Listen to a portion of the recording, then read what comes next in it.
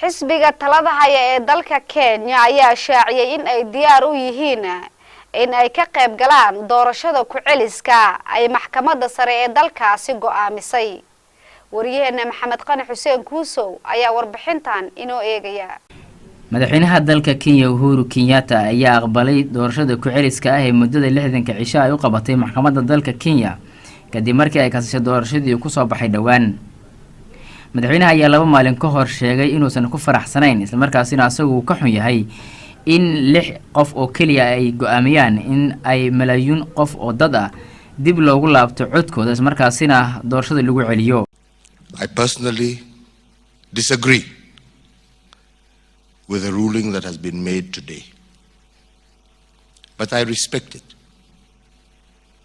as much as I disagree with it. And 6 people have decided that they will go against the will. hasaate hadalkan ayaa u muuqda mid ay go'aan ku wada gaareen hogaamiyaasha xisbiga Jubilee ee talada haya in doorashadan dib loogu laabto. waxaan hadalkan ku sheegay kulan ka dhacay aqalka looga arrimiyay dalka Kenya oo ay ka qayb galeen inta badan wakiilada xisbiga talada haya ee Jubilee ee gobolada dalka Kenya. Tumeagree, umesema 60 days turudi kwa uchaguzi. Jubilee, we are ready. Na tunataka IBC. arrintan ayaana ka dhigan in markale guud ahaan dalka Kenya ay ka qabsanto doorashooyinkii madaxtinimo ee dalkaasi. waxaana hore u taageeray go'aanka maxkamadda ay ku laashay doorashadii ka dhacday dalka Kenya.